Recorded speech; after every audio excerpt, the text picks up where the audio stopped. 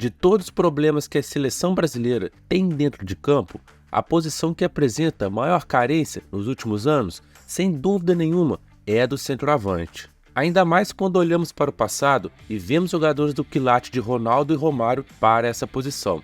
O que resta é a esperança do Endrick vingar ou surgir algum outro grande nome para o comando de ataque nos próximos anos. Pensando nisso, eu resolvi fazer esse vídeo sobre centroavantes que são considerados de segundo ou terceiro escalão na Europa e principalmente pelo que eles fizeram na última temporada, eles teriam o selo de convocado pelo Dorival, ao menos para testar. E vale frisar que alguns desses nomes não são nem convocados para a sua seleção nacional.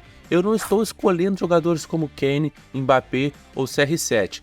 É óbvio que nesse atual Brasil eles jogariam fácil, mas a minha ideia foi fazer uma lista de 5 centroavantes em que algum desses atacantes jogam em times medianos na Europa e que só foram ter uma grande temporada agora com mais de 25 anos de idade. Mas mesmo assim, eles ao menos teriam recebido uma convocação para teste, fazendo com que a nossa lista seja de certa forma um pouco alternativa. Isso reforça ainda mais esse fato de total carência que a seleção brasileira encontra para o comando de ataque. Vou começar por Dominique Solanke, que é o centroavante mais jovem da nossa lista, com 26 anos de idade. Solanke foi um grande destaque no período da base, ganhando Copa do Mundo Sub-20 com a Inglaterra, sendo artilheiro de Liga dos Campeões com o Chelsea e tudo mais. Mas no profissional, até então ele não tinha tido uma grande temporada. Depois de não ter vingado no time principal do Chelsea, ele foi a custo zero para o Liverpool, onde ficou por apenas 1 ano e meio, não tendo nenhum destaque, fazendo apenas um gol na sua passagem pelos Reds. Até que em janeiro de 2019, o Bournemouth paga 21 milhões de euros por ele. Naquele momento, claramente deu a impressão do Liverpool ter passado a perna no Bournemouth. Mesmo sendo jovem e existindo a possibilidade de evolução, o Solanke já tinha cerca de 3 anos de profissional e pouco tinha feito.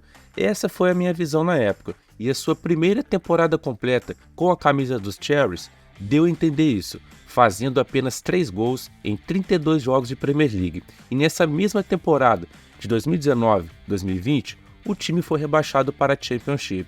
A sua primeira grande temporada veio em 21-22, em que ele fez 29 gols e deu 7 assistências em 46 jogos de Championship, que culminou no acesso do Bournemouth. Mas querendo ou não, foi na segunda divisão essa performance, e não numa elite. Isso pesa bastante para uma avaliação.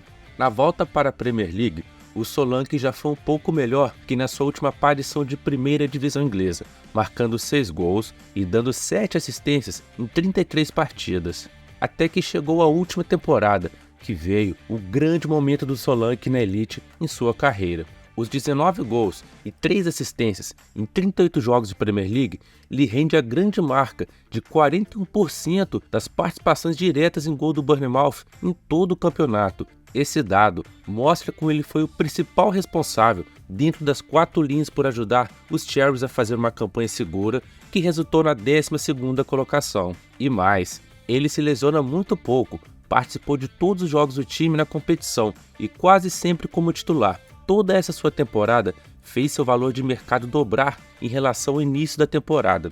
Hoje o passe do Solanke está avaliado em cerca de 40 milhões de euros e certamente ele não recebeu uma oportunidade na seleção inglesa devido à alta concorrência de nomes como Watkins, Toney e principalmente Harry Kane. Mas eu não tenho dúvidas que se ele fosse brasileiro, ele teria o nosso selo de convocado pelo Dorival Júnior.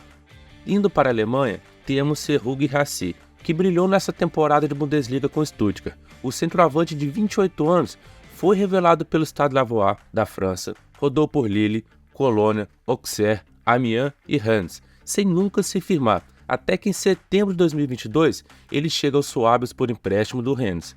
O seu primeiro ano de 11 gols em 22 jogos de Bundesliga, num campeonato que o Stuttgart brigou para não cair, foi o suficiente para que o clube exercesse a opção de compra por 9 milhões de euros. E olha, esses 9 milhões de euros saiu muito barato mesmo, por tudo que o Guirassy entregou nessa última temporada. Foram 28 gols em 28 jogos, uma incrível média de 1 gol por jogo, só ficando atrás de Harry Kane na artilharia. Sem dúvidas nenhuma, Guirassy foi a peça mais importante do vice-campeonato do Stuttgart no alemão, classificando o time para a Liga dos Campeões.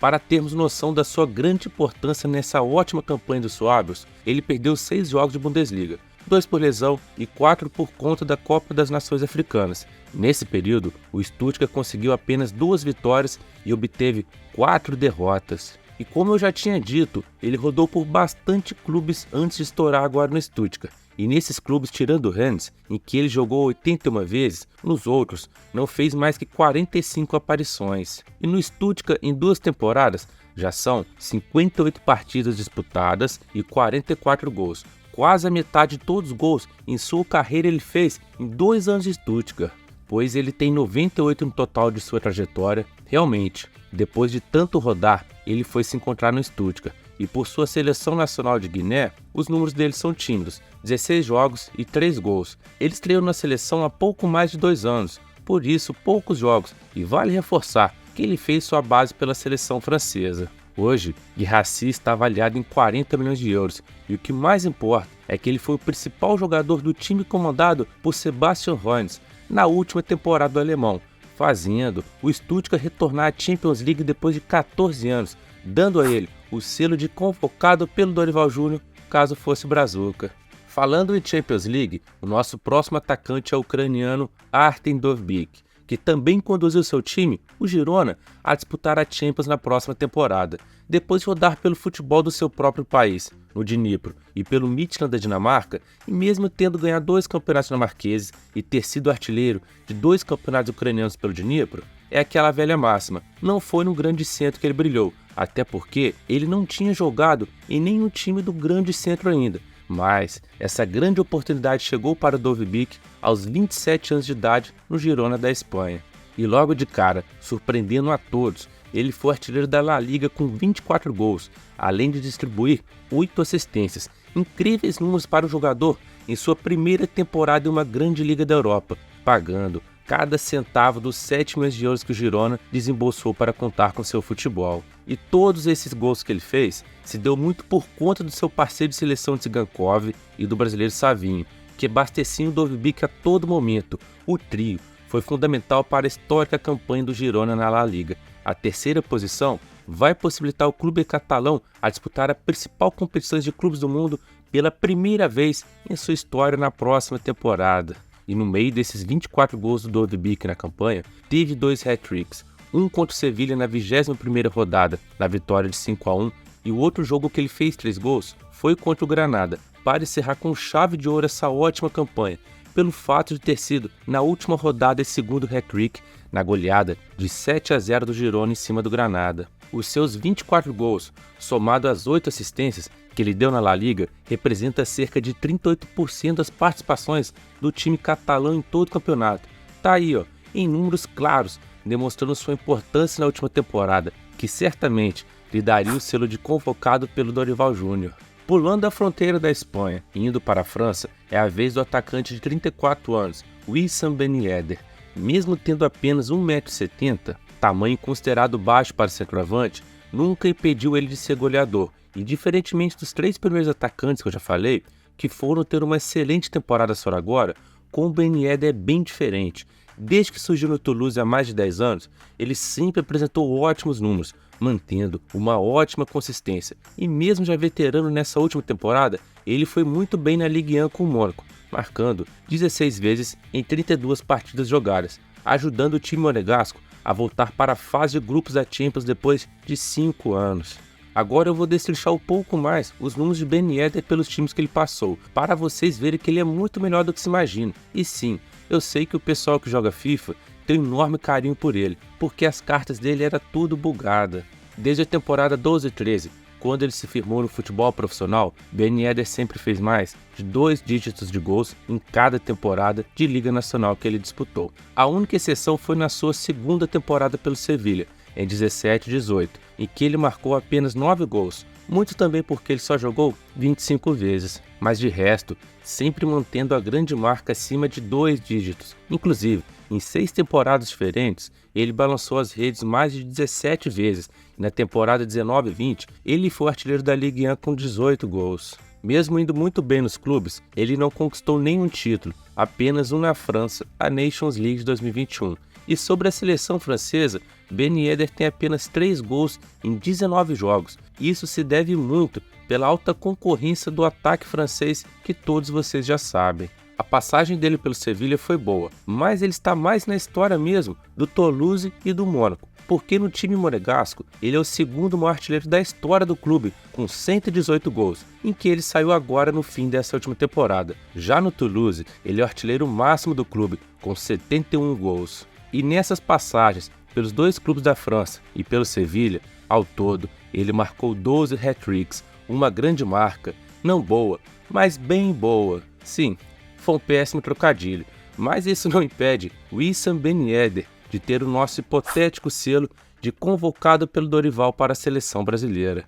O nosso último centroavante é compatriota do Ben Yedder, só que mais veterano ainda é o Olivier Giroud, e também assim como Ben Yedder, Giroud já apresenta um bom nível há muito tempo, mesmo muitas pessoas torcendo o nariz em relação a ele. Eu admito que por um bom tempo eu fui um desses, mas se olharmos os números e a função tática que ele apresenta ao longo dos anos, no final das contas Giroud é muito subestimado.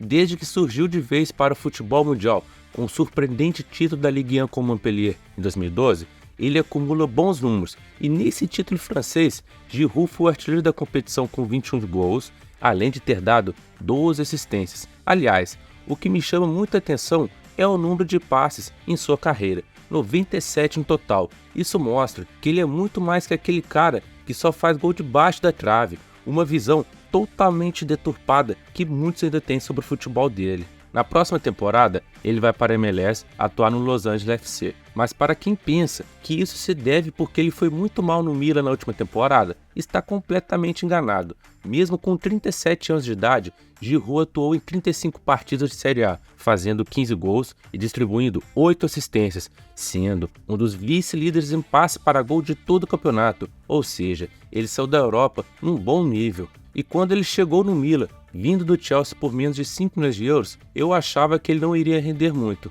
Que nada, não só a última temporada que ele fez bonito, mas também foi peça-chave do Scudetto de 2022 pelo Milan, marcando 11 vezes e dando 4 passes para gols. Antes do Milan, ele foi campeão de Europa League e Champions League pelo Chelsea, sendo peça-chave em ambas campanhas. Na Champions, em 8 jogos ele marcou 6 gols e na Europa League ele foi artilheiro com 11 gols. Mas todos sabem que antes dos Blues ele era do rival Arsenal, fazendo temporadas consistentes que lhe rendeu 3 Copas da Inglaterra e o prêmio Puskás de gol mais bonito de 2017. E na seleção francesa, ele ficou muito marcado por não ter feito gol na Copa do Mundo de 2018, que a França foi campeã, mas ele sempre estava jogando, pois cumpria sua função tática muito bem. Não estou querendo passar pano, eu sei, pega muito mal o centroavante não marcar, mas ao menos no vice-campeonato de 2022, ele balançou as redes 4 vezes, e esses 4 gols marcados no Catar